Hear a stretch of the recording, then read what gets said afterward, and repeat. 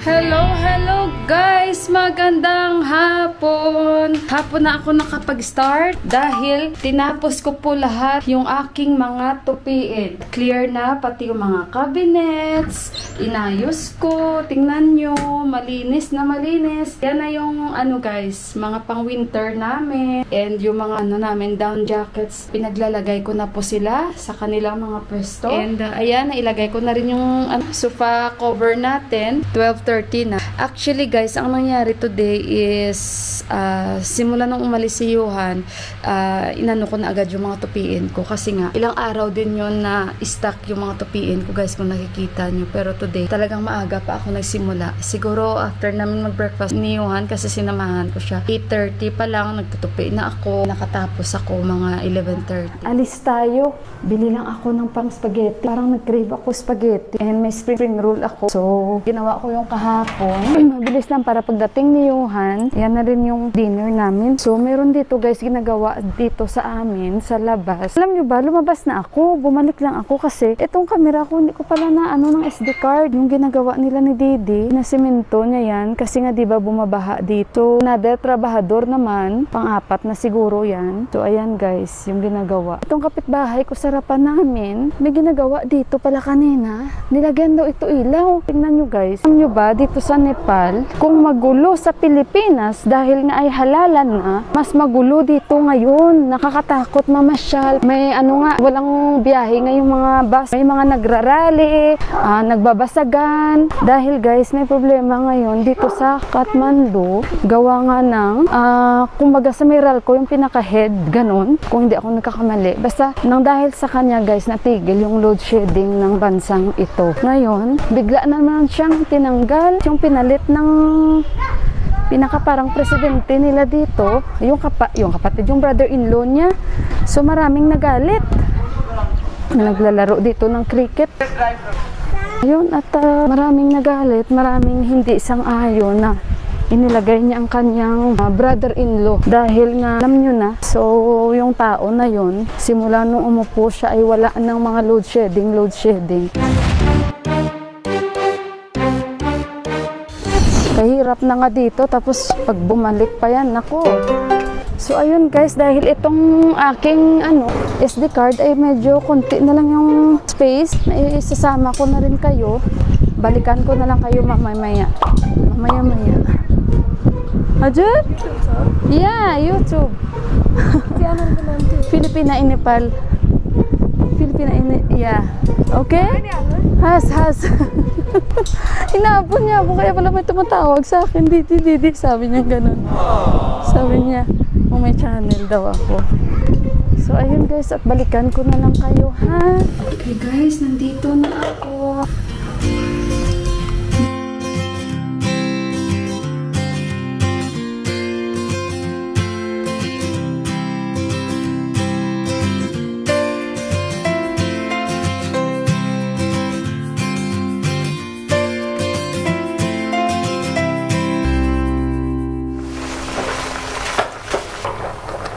So, ito yung binili ko, sauce. Pero dapat traditional guys ang kukunin ko. Pero yung isa nakuha ko pizza. Hindi ko na siya natingnan. Mabilis lang ako guys. Pagkuha ko, kasi yun lang naman ang kailangan ko. Oh! Sino tumatawag? Hello? I'm here in the house. Why? Why you're asking? Where am I? What? I cannot hear you. Why? It's like you're hiding. You're still in the office. There is protest. Why you not coming home? No bus? How you will come? Oh my God. There's si Kanchi. Guys, tumawag sa akin si Indira. How she will go home daw? Nasa office siya. Oh my God. Maraming guys sa labas guys. Hindi sila makakauwi. Paano yun? Dapat guys, nag-holiday sila, diba? Pag ganyan.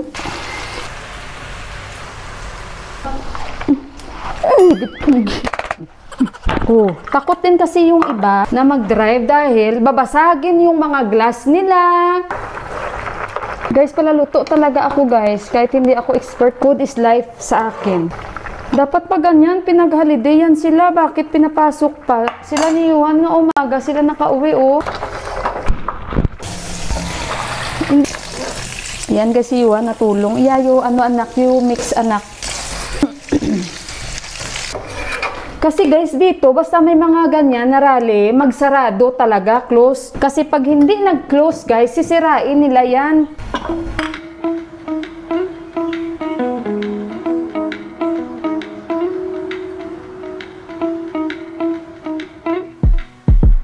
Okay guys, yung aking spaghetti guys, luto na siya.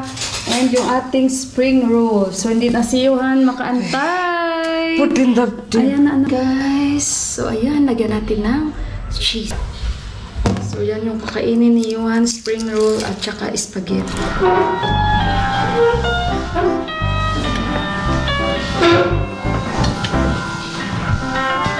That's it po.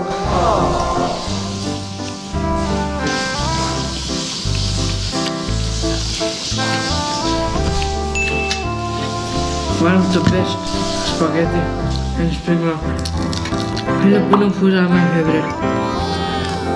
Strawberry.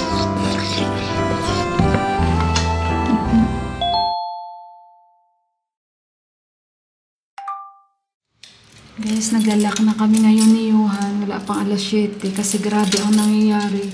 Yung dito banda sa amin guys na malapit, pinagpapasok sila guys ng mga nagrarally.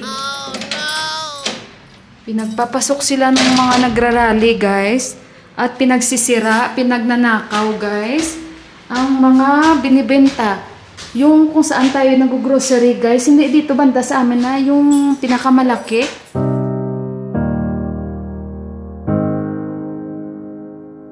Kaya nakakatakot guys. Hindi ko nga alam kung si Indira ba nakauwi na. Hala, they have electricity this one. Kami yung wala kuryente dito. Yung bagong kapitbahay namin meron. Iba ata yung line nila.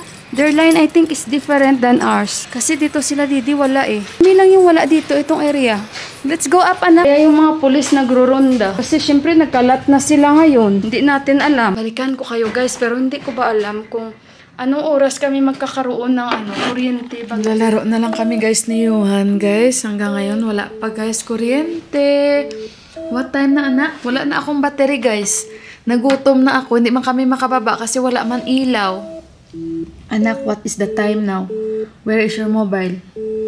Naglalaro si Yuhan. Asan na mobile mo? Ay, guys, so mag-8 o'clock na. So, ayun.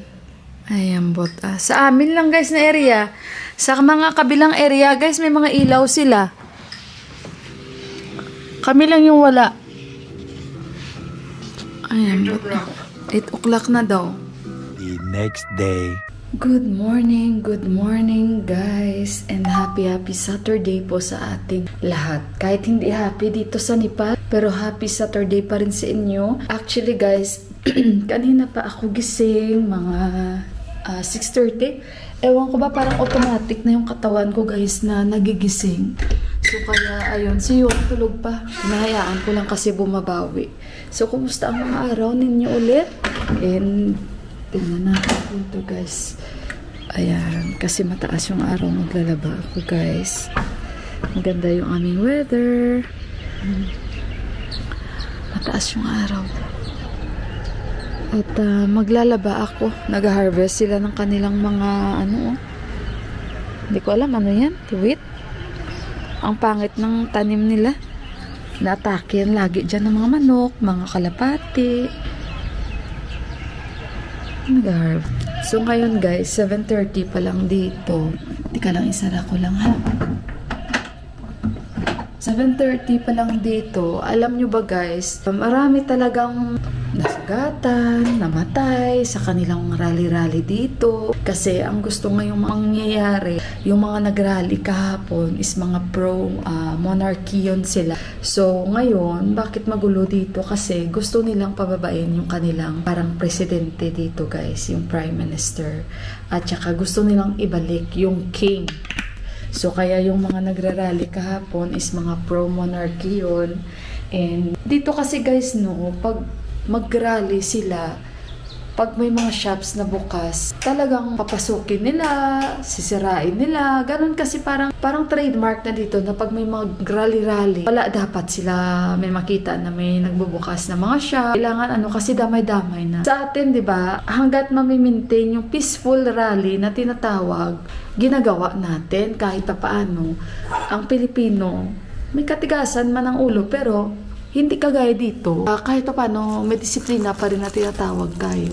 Pero dito guys, iba sila. Kahit may, guys, may bata pa kahapon, tapos pinasok nila yung grocery store na malapit dito sa amin, na dyan din kami namimili. Hindi yung parati kung pinupuntahan. Banda lang dito sa amin guys, hindi siya kalayuan, pero malaking tindahan na sinasabi ko sa inyo na kahit pa paano makabili tayo ng pangangailangan natin, nandyan, available, pinagkukuha nila, pinaghampas sila ng security guard. Siguro kasi unprepared ang tindahan na yon, malaking store, pinasok nila, pinagsisira nila, yung ganun ba guys. So yun lang ang pangit dito, kasi nananakit sila, nagnanakaw sila, sinusunog nila yung mga shops, ganun sila guys.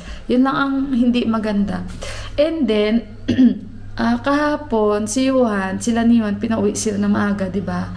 And then si Indira, hindi na talaga siya umuwi. Doon na lang siya sa kaibigan niya natulog. And ngayon may curfew po dito. Hindi ko alam kung ongoing pa rin. Pero pag ganito na gusto nilang pababain yung Prime Minister, I don't think so na may katahimikan. Panay ronda yung police na may mga baril kagabi, kasi pag ganyan may something. Nag-brown out pa kagabi, kaya hindi ko na agad-agad na-upload yung video ko. Matagal ang brown out kagabi, mga mahigit 2 oras. Sa area lang naman namin, hindi ko alam bakit sa kanila ni Inday Nening, wala naman kasi iba yung area nila. So ngayon guys, mag-prepare ako ng ibe-breakfast ko guys. Kanchi Indira, nag-PM siya sa akin ngayon lang siya nakarating sa bahay nila. Kasi nga doon na lang siya nakitulog sa kanyang kaibigan. Guys, ang kain ko spaghetti ang aga. Tsaka nag-toast ako 2 tinapay. Alam nyo, favorite ko talaga yung spaghetti ulamin. Di ba weird yung ganon? Carbs to carbs. Pero since maliit pa ako, mayroong taong ganon guys eh. Yung spaghetti gusto ulamin sa kanin. Sarap na sarap ako niyan. Yung papa ko naman macaroni salad. Tapos ulamin niya sa kanin. Mayroong mga ganong tao guys. Kasi ibang tao sasabihin na, weird mo naman. Pero totoo lang. Hindi ko na naipakita sila na kumain ako kagabi kasi wala talagang ilaw. Fairness, masarap na spaghetti ko guys. Para bang marami siyang sauce. Pang snacks na kami ni Yuhan mamaya. Kahit na-etik ako mag-spaghetti si Yuhan.